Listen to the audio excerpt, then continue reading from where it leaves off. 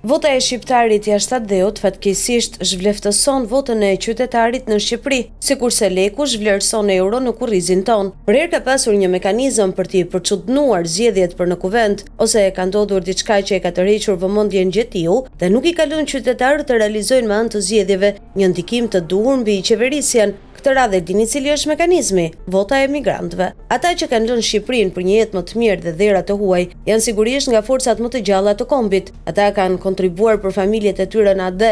Ata janë të zotët dhe krenari kombëtare. Ata janë imazhi i Shqipërisë jashtë vendit. Por, megjithatë, gjoja e drejta e tyre për të votuar është një mekanizëm që e dobëson edhe më tepër atë pak demokraci që ka në Shqipëri, sepse mekanizmi dhe mënyra e matjes së votës është krejtësisht e dyshimt në vlerën e saj. Pyetja është se pse u dha tani kjo e drejtë vote?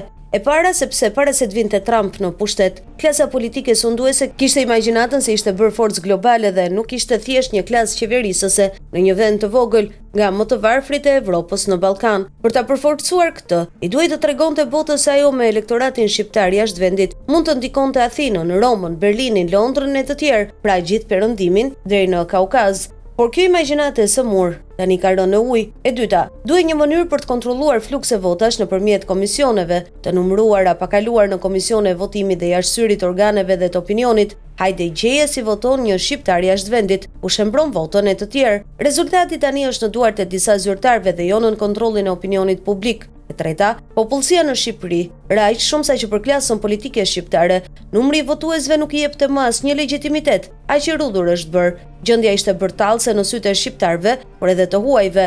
E katërta, puna është se në këtë histori u zhyt edhe opozita e cila gabimisht kujton se të gjithë emigrantët shqiptar janë kundër pushtetit të sotëm dhe mbështesin atë, me që numri i të ikurve tani ka qenë i madh. Harrojnë se kanë ikur me pikpamje politike të ndryshme. Puna është se deri kur do të vazhdojnë të mos besojnë paradoksin se në Shqipëri situata ka ardhur në atë pikë të shëmtuar sa që për qeverinë votojnë të pakënaqurit prej saj. E pesta, më e keqja është se klasa politike e ka kuptuar se një shqiptar jashtë dheut është një votues i rehatshëm për të.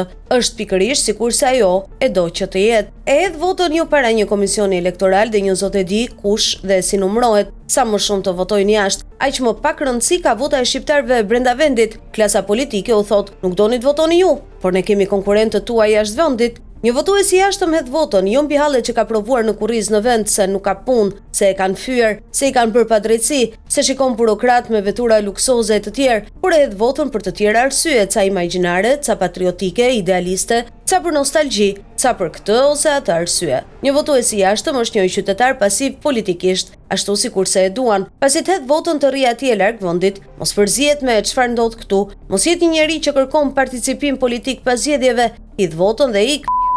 Qëndro atje ku ke vajtur. E gjashta, faktorët që ndikojnë votën jashtë janë krejt të tjerë nga ata të një respekti për emigrantët, putinja dymitingje patriotike me salla nostalgjike, jepi në televizion dhe kaq. Organizime me kryesira jo legjitime që gjoja përfaqësojnë shqiptarët jashtë vendit e të tjerë. Më e bukura se në këtë kazan kanë rënë edhe opozitat, madje edhe ato që gabimisht e quajnë veten ashtu siç nuk duhet. Partitë të reja, i gjithë trupi politik i kombit po pson edhe një anestezi tjetër. Dhe ja, më duket sikur dëgjoj zërin e ndonjë mamuthi propagandistik që ushqehet me lekë të pista. Po vendet e tjera pse u japin të drejtë qytetarëve që janë jashtë territorit të votojnë? Të vjen të qash dhe të shkrihesh gazet nga idiotësia e krahasimit.